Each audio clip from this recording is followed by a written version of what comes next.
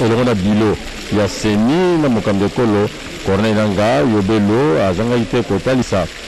pa na mokambe kolo ete ya solo masomo mazana ntina ekasi pe na komona ete masomo maza kosalema pona bobongisi ezala malenge la mema ponomi na makosomo bikoto baletu ko bana isato pona nito kotombo mopepe mola mokatikati na masanga maike okolo biso Congo démocratique soit ki wana to pa susu mokambe kolo ayambaki mokambe lingomba ya sensa Joseph Olenga Nkoi akabola tupe masolo mantina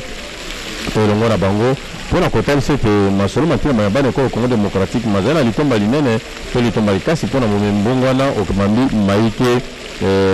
ngambo ya Joseph Olenga Nkoi wana za mokambi lingomba ya sensa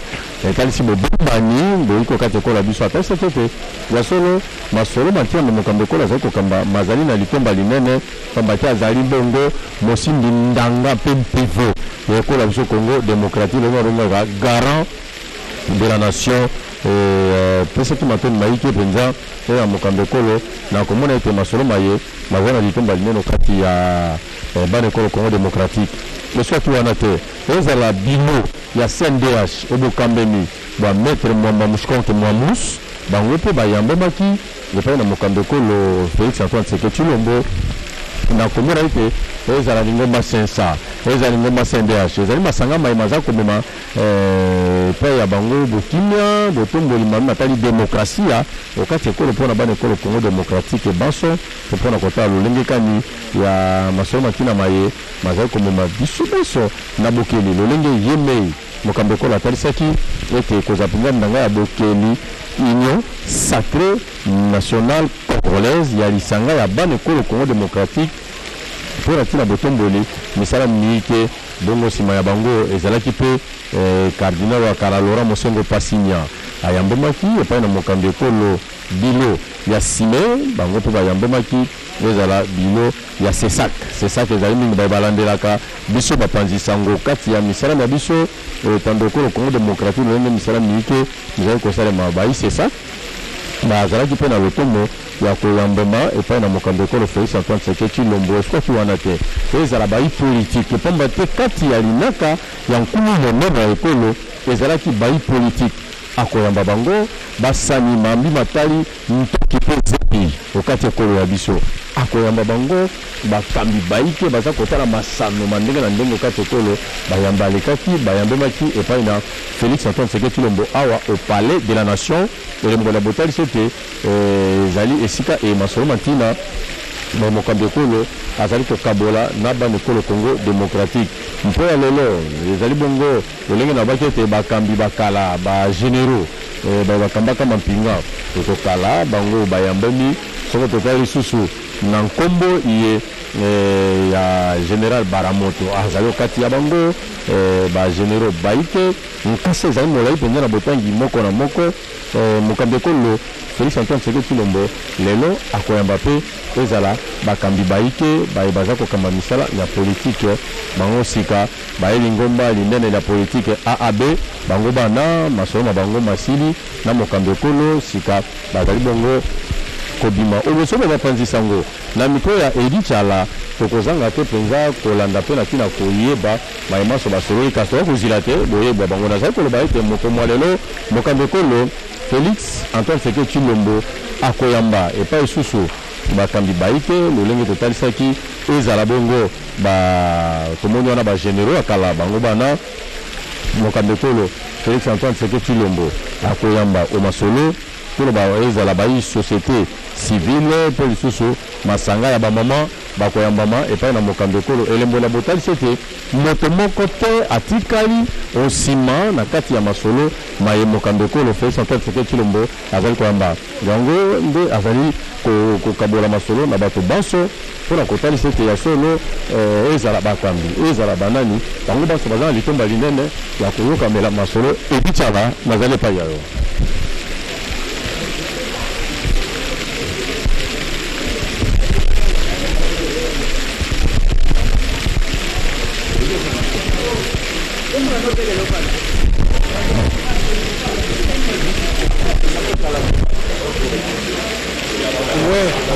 Oui.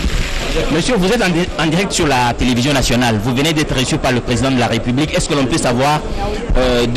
sur quoi ont porté vos échanges? Oui, merci beaucoup. Nous venons d'être reçus par le président de la République. Nous avons été reçus comme des partis politiques membres de AAB, du FCC, mais qui ont accepté de se mettre derrière l'initiative salvatrice du chef de l'État, afin de faire sortir notre pays de ce bourbier où il se trouve. Voilà pourquoi nous avons répondu vite à l'appel du chef de l'État et nous avons bravé et la peur et tout ce que vous pouvez penser. En tant que FCC, nous nous sommes dit non. Cette initiative est salvatrice et républicaine pour notre pays et donc nous ne pouvons pas ne pas venir apporter notre petite contribution à cette initiative. Quelle est cette contribution? Bon, la première est au chef de l'État. Qu'est-ce que vous entendez par braver la peur? Braver la peur, c'est-à-dire que vous savez que dans le FCC, c'est la pensée unique. Lorsque le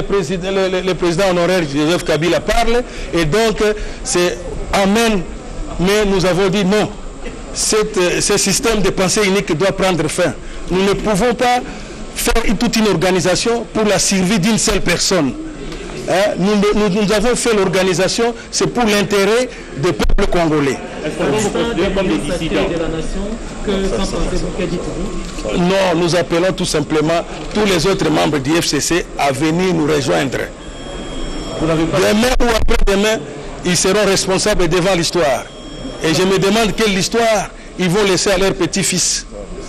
Mais donc, nous les demandons vraiment de rejoindre l'Union sacrée des nations. C'est M. Bienvenu Akilima Limunganga, président du parti politique Fraternité Congolaise. Merci. Vous avez combien de partis politiques? Nous en avons beaucoup. Merci, M. Bienvenu Akilima Limunganga.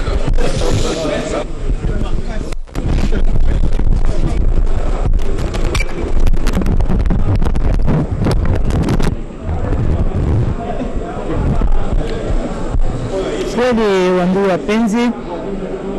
pale sasa ni ba bale benye bashaka kumaliza kazi ba retraite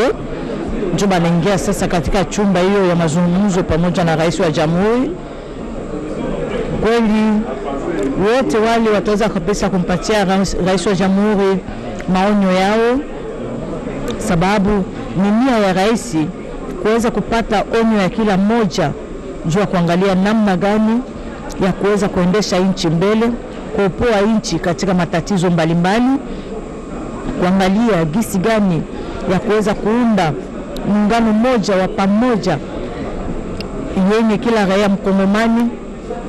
ataweza kufaidia ni nia yake, na kuweza kusema kwamba anapenda usalama uweze kurudia mashariki mwa Jamhuri ya Kidemokrasia ya Kongo, kwenye kuwa kila mara mvuguvugu ya wabeberu wenye kusumbua kila mara raia upande wa mashariki ya nchi. Basi kwani mikusanyo mbalimbali hiyo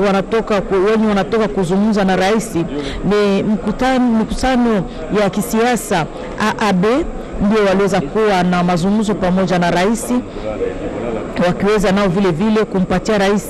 maonyo yao kutokana tu na shida mbalimbali yenye kupitikana vile vile katika vyama mbalimbali vya kisiasa. Kweli wandugu wapenzi, mnajua kwamba nitokea tarehe 2 Novemba ndiye rais wa jamhuri Felix Antoine Tshisekedi Chilombo aliweza kuanzisha kabisa mazungumzo hayo. Ndio aliweza kutamania kila raia mkongomani aweze kuhudhuria, sababu hakuweza kuacha hata kigundi kimoja, na kusema kwamba kila gundi iweze kuhudhuria, sababu kusikuwa kusema kwamba mimi sikuweza kutoa maonyo yangu sababu mimi sikuweza kuhudhuria katika mazungumzo hayo. Ni sawa vile pale zamani unamo tarehe 24 Aprili mwaka 1919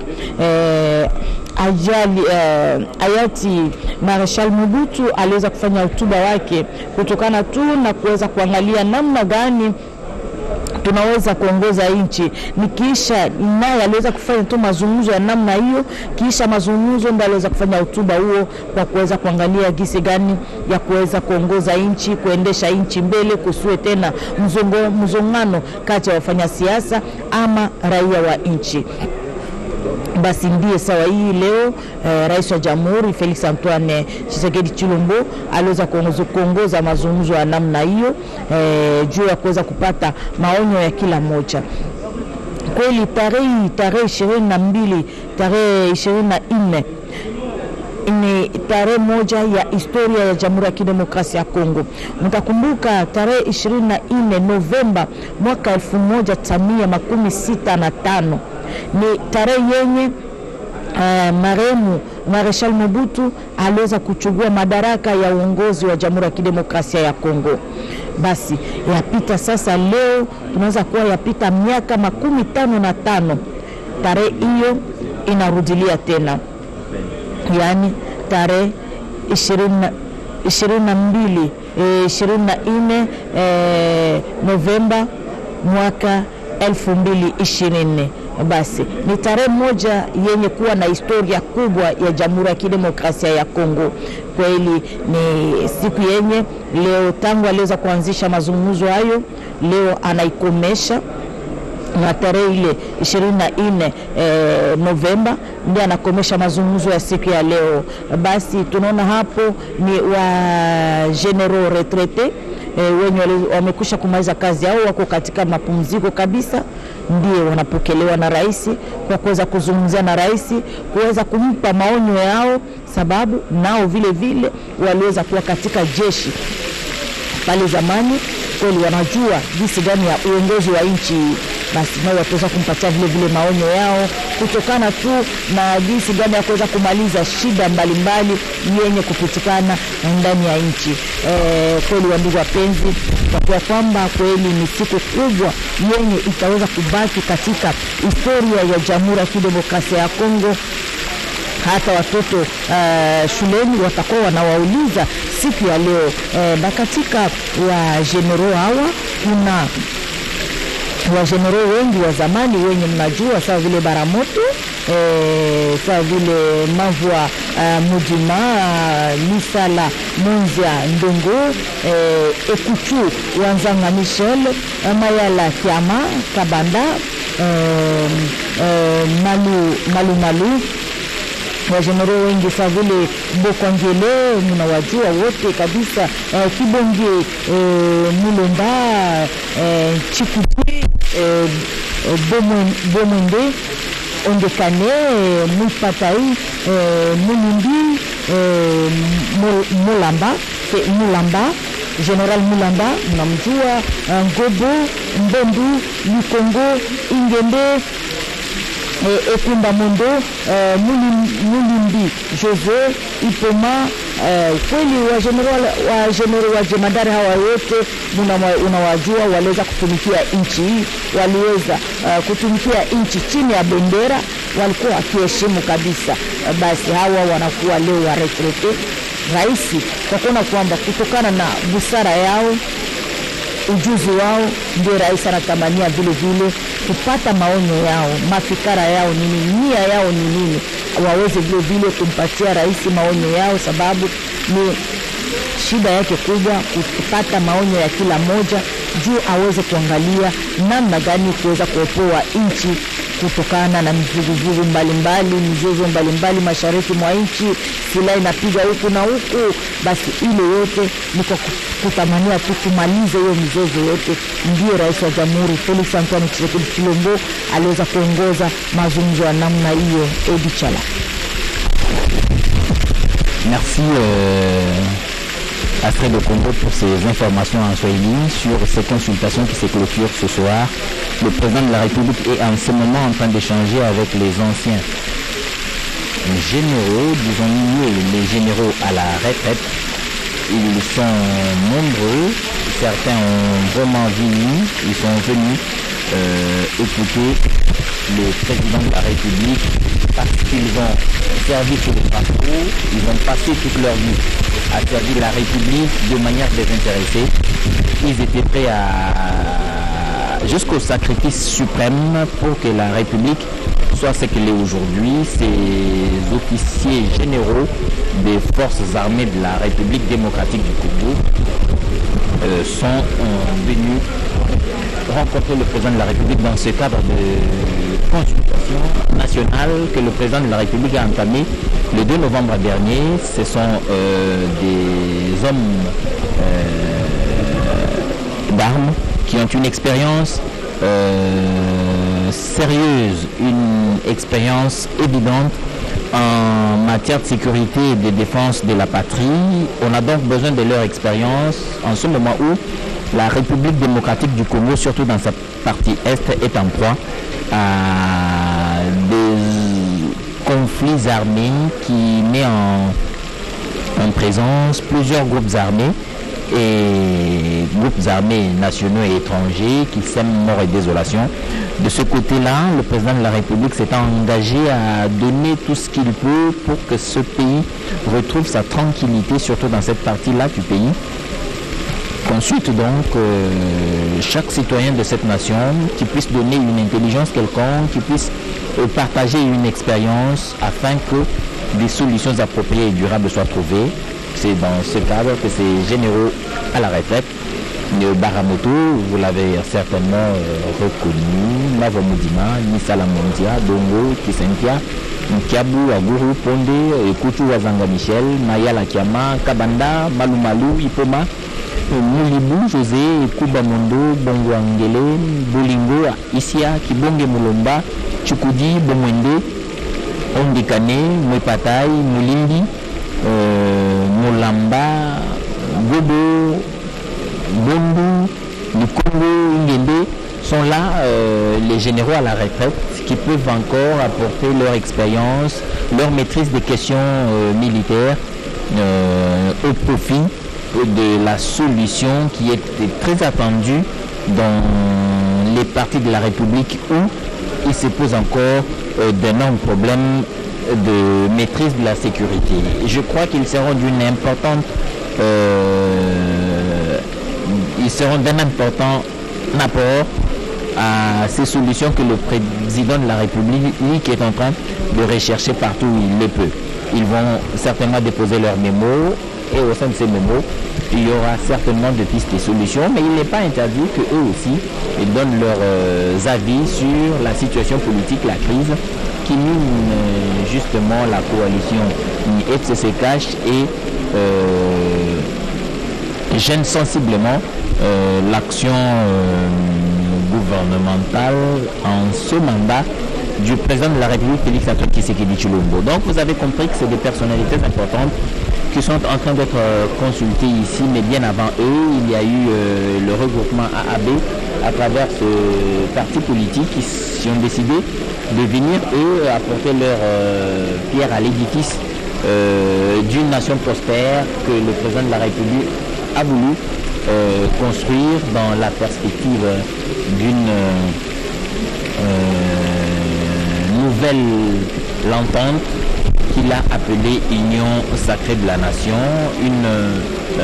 philosophie, une façon de voir les choses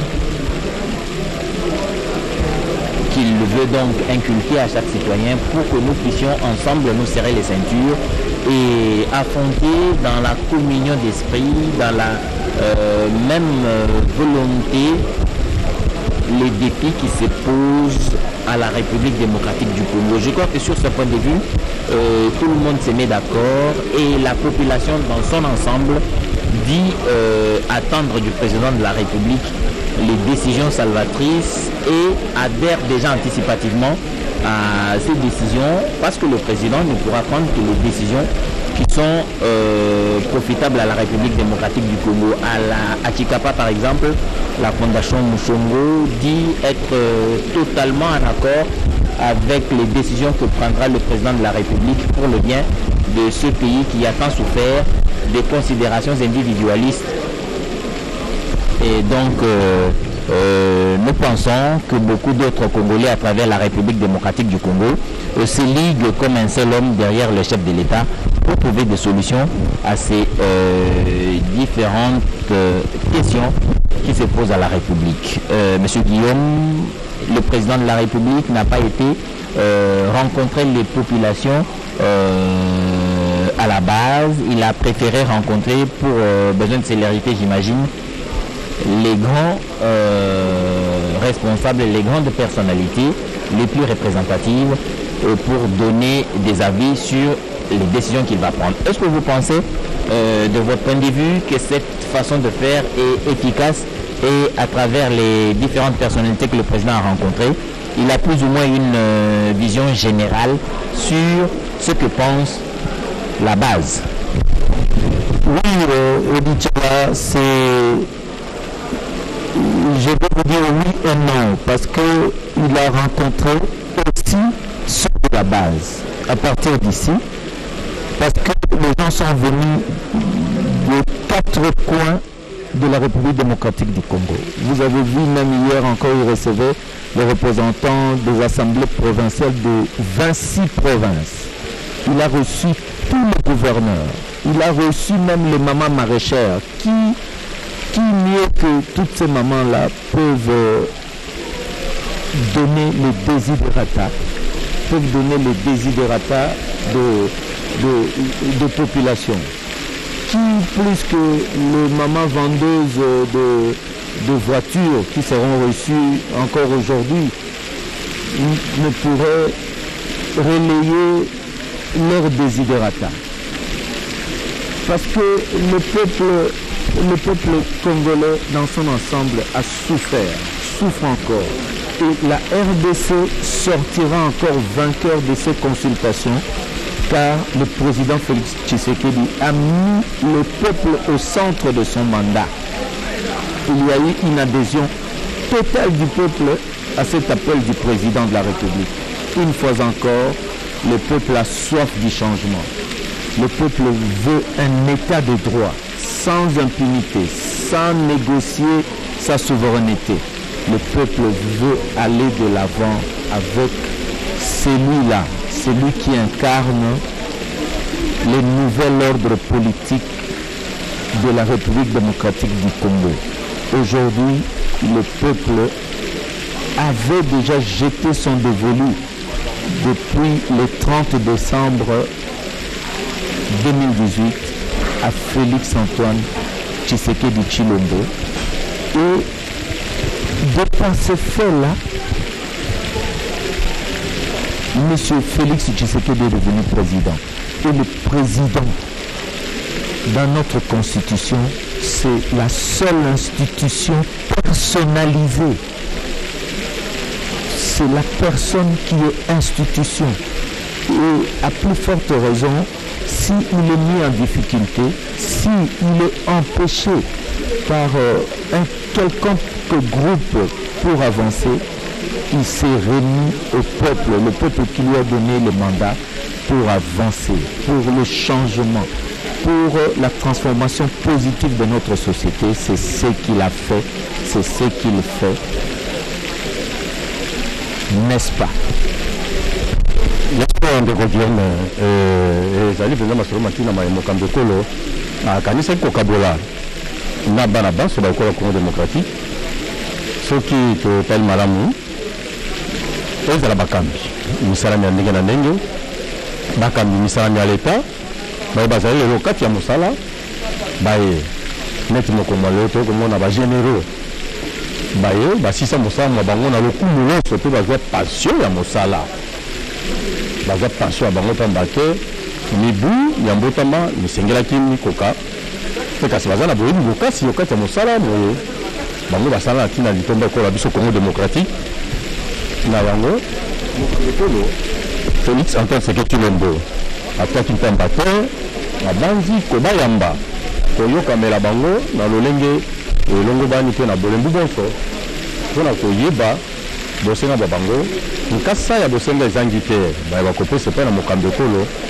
po ete mokambi ekolo ayeba mpe komaniola na mayemaso bato bapesi okoma makanisi ma bango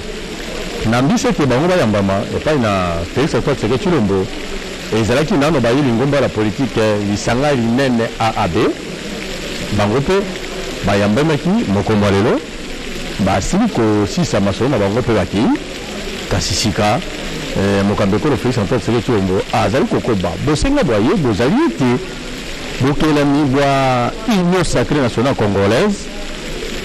boza na litomba ya bomemo popo mwasika na bomembo tembwami na bomemi ebukelela moya bana ekolo Congo démocratique na yango kati ya masolo elaka mobimba ya mikolo zomi na minei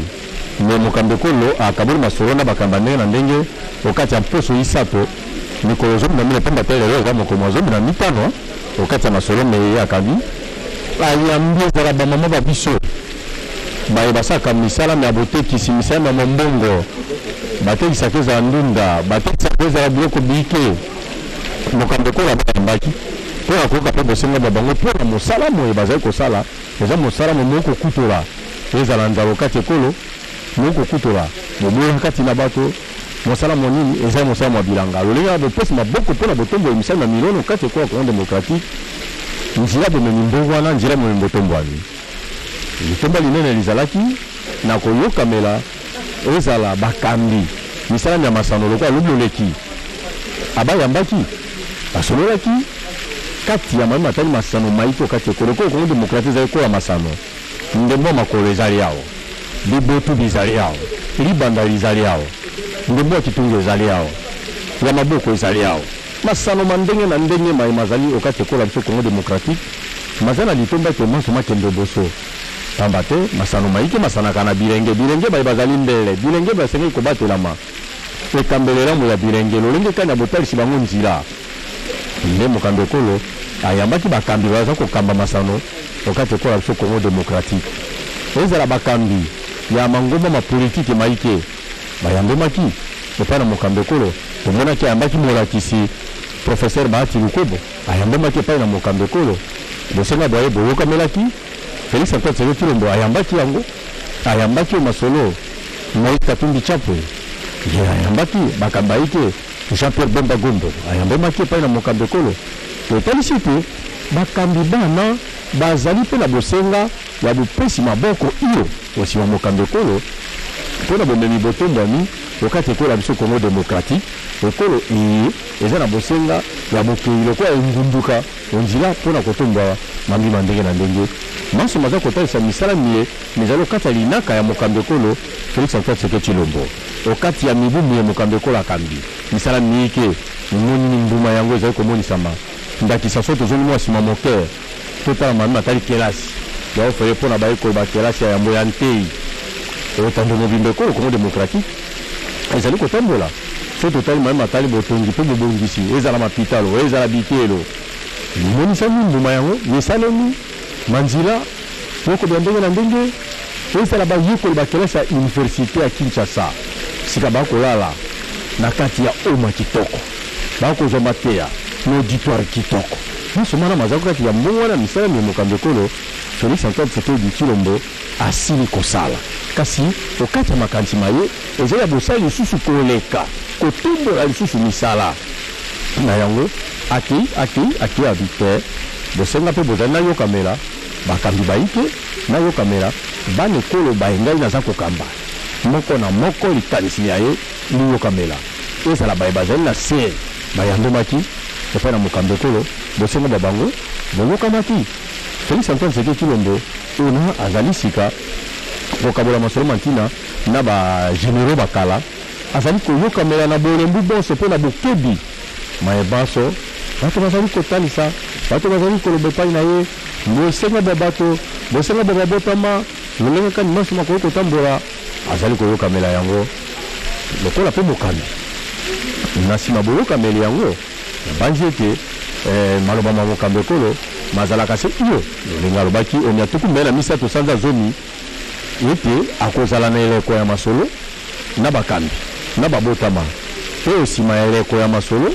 akozonga lisusu bosobo ekando eke RTNC lolenge momesano mpo ya botalisi makanisi maye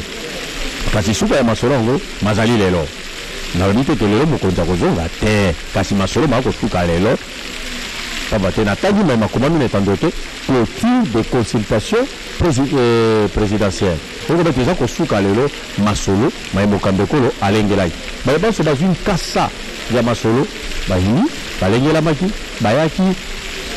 fini lizalaki moko na mokolo koyamba koyokamela kopesa pe makanisi maye lokola tata ya bana maso masalemaki maso matamboli maso matalisi ete bosenga bwa buko bakambi okati ekola biso Congo démocratique bozali mpenza bosali mosala lisanga liboke